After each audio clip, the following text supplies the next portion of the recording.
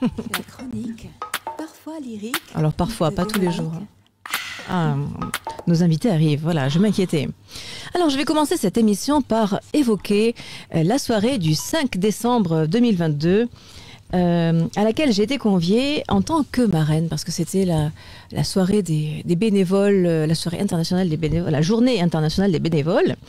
Et donc, moi, j'étais conviée par le Secours populaire et ça se tenait au musée des Arts forains. Alors, il y avait de nombreuses personnalités comme Nicoletta, Pascal le grand frère, Riyad Salem, le sportif de haut niveau, Dominique Dimet, Valérie Traivaler, etc. Bon, voilà, une soirée également très émouvante.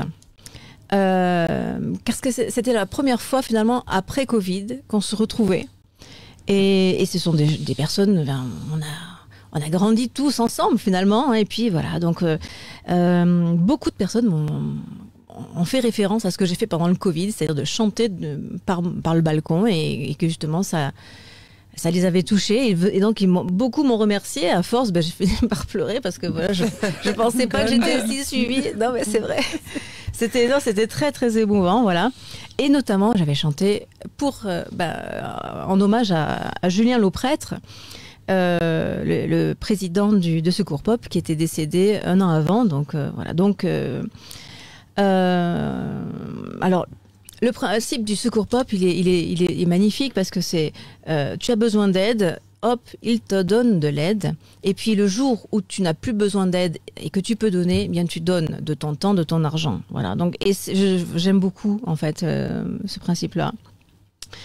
Et donc moi j'avais rencontré Julien de nombreuses fois. Alors je ne sais pas si on va voir peut-être des photos où je suis avec Julien.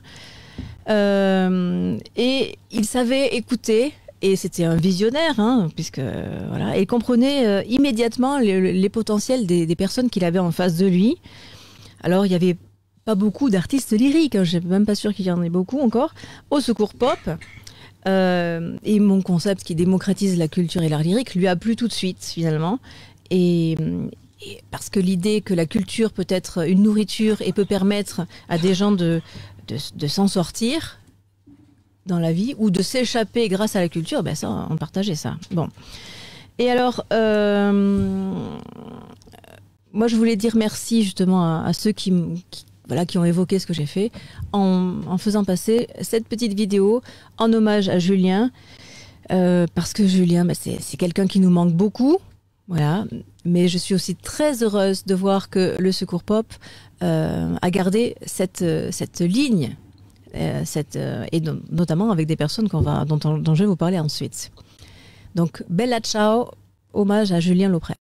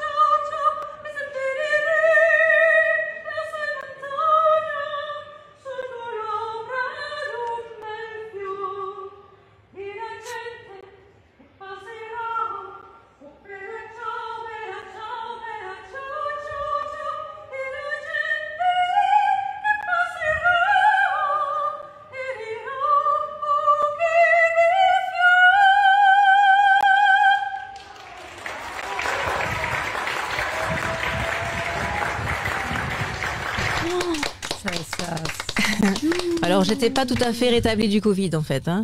J'ai vraiment donné tout ce que je pouvais, mais voilà, c'est ça la réalité. Ça doit être quand t'es pas malade, alors. Il faut que tu viennes à mon spectacle, ma chérie, parce que franchement, voilà. Un petit disco. Ben oui.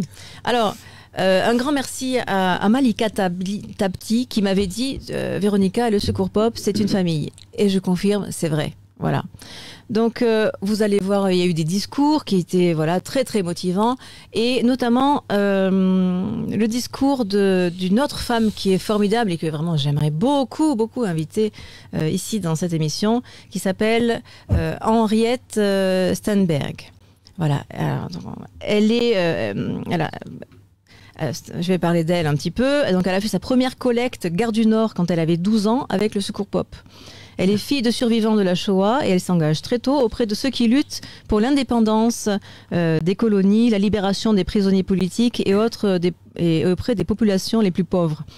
10 ans plus tard, elle y occupe des hautes responsabilités. En tant que bénévole, elle sillonne le terrain avec des membres du Secours Pop en France, à l'étranger, en Espagne, sous Franco pourtant, voilà, au Liban, dans les territoires occupés, Mexique, Japon, Indonésie, où elle rencontre les victimes des catastrophes naturelles, de la pauvreté ou de la guerre. Sa conviction est inébranlable. Elle ne pas se préoccuper des causes, des tragédies, mais seulement des conséquences et impliquer le plus de personnes possible dans cette démarche d'entraide. Partout, elle mobilise la presse, les donateurs et elle imagine des solutions pratiques qui marchent. Elle a écrit un très bel ouvrage que je vous conseille de lire, qui est celui-ci, « Ne jamais baisser les yeux », qui est paru aux éditions Robert. Et puis on va écouter... Ah là là, vous allez voir, ça fait du bien. C'est Henriette. Camailleux de femmes. Chers amis, je me garderai bien de conclure. La soirée organisée a pour objectif de conduire des échanges permettant aux uns et aux autres, aux unes et aux autres, de trouver de nouvelles façons, de nouveaux accès pour collecter de l'argent, beaucoup d'argent, encore plus d'argent. Il n'y a aucun mystère. L'argent n'est pas fait pour rester dans les coffres forts des uns et des autres, surtout des autres. L'argent sert.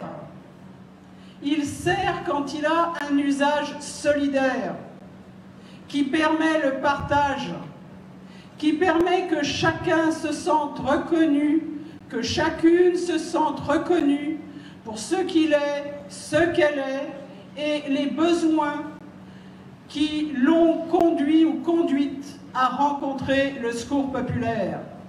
Et quelquefois, il et elle ne l'ont pas rencontré. Ce sont les copains des écoles, de leurs universités, de leurs lycées, de leurs collèges, qui se sont rendus compte que tel ou tel enfant ou jeune ne mange pas tous les jours, ne peut pas changer ses vêtements quand la saison change, ne peut jamais inviter des amis ou des copains à venir à la maison parce que la honte existe de ne pas pouvoir les accueillir. Toutes ces choses, toute cette vie, nous la connaissons au Secours populaire. Et nous la connaissons parce que nous sommes le Secours populaire.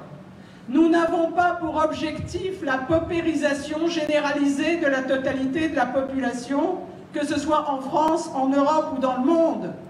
Nous avons pour objectif de faire en sorte que chaque enfant, chaque jeune, chaque femme, chaque homme, quels que soient leurs âges, puissent vivre sur une planète où il est possible de vivre et de ne pas épuiser complètement la dite planète. Nous savons que nous avons un objet commun. Nous savons que nous pouvons l'atteindre. Et nous pouvons l'atteindre parce que la solidarité, celle qui nous permet de collecter les moyens financiers dont nous avons besoin, c'est celle qui nous permet aussi de réaliser les conditions de sortir de la nasse de la misère en devenant soi-même un acteur, une actrice, pour que d'autres, à leur tour, sortent de cette nasse. Cela se présente en France, cela se présente dans les villages, dans les villes, dans les quartiers. Nous le savons et vous le savez. Nous avons la possibilité ensemble de faire reculer la misère, la pauvreté, de les renvoyer aux ténèbres de l'histoire. Et cela nous appartient, vous appartient. Vous avez cette possibilité. Et pourquoi vous l'avez? Parce que vous, votre objectif n'est pas de remplir des coffres. Il est d'utiliser les moyens recueillis pour faire en sorte que la misère et la pauvreté reculent, pour que nous permettions aux personnes d'avoir leur dignité respectée et pour leur permettre à leur tour de construire la chaîne de solidarité. Cette chaîne de solidarité a toute sa fonction dans notre pays, en Europe et dans le monde. Nous sommes sur tous les continents, nos partenaires sont sur tous les continents.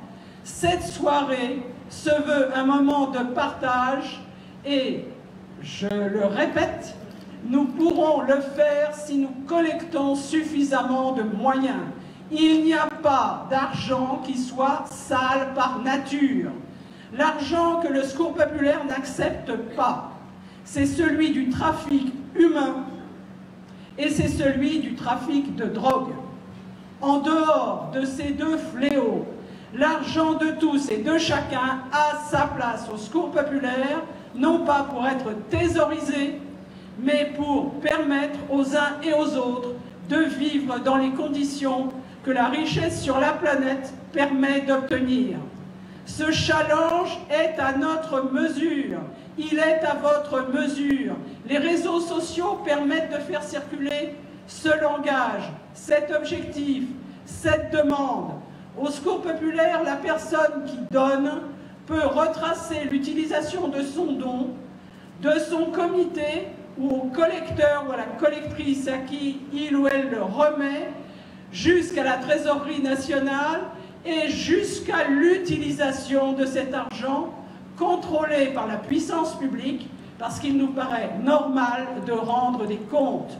Nous pouvons vérifier, chacun d'entre nous peut vérifier, chacun et chacune d'entre nous peuvent être des acteurs et actrices déterminants pour que nous disposions des moyens nécessaires. Pour ce seul Noël, nous savons déjà que nous allons permettre à 1 million d'enfants de notre pays d'avoir un Noël comme les autres. Il y a d'autres millions qu'il faut pouvoir atteindre et nous comptons sur vous. Dans la société, venez nous parler de vous.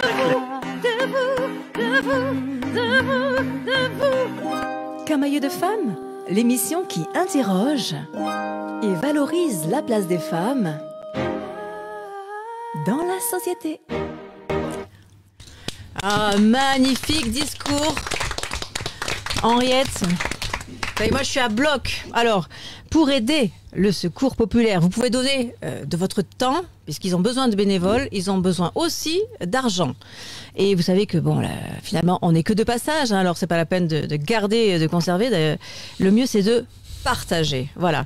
Alors, j'espère accueillir sur mon plateau bientôt, alors en 2023, des membres du Secours Pop pour comprendre finalement les racines de cette association et qu'est-ce qui motive les 90 000 bénévoles à continuer d'aider 3 127 000 personnes en France et dans le monde 369 000 personnes, soit un total de 3 500 000 personnes, et de continuer au quotidien de lutter contre la misère, d'organiser des événements pour récolter de l'argent à redistribuer, comme par exemple les Pères Noël verts, c'est l'époque, le Don Action, la journée des oubliés des vacances, l'alphabétisation et la distribution de nourriture ou de vêtements, etc.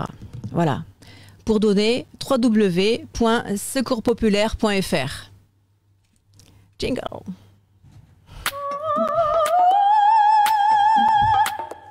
La chronique, parfois lyrique, de Véronique. Et alors, sans transition, hein,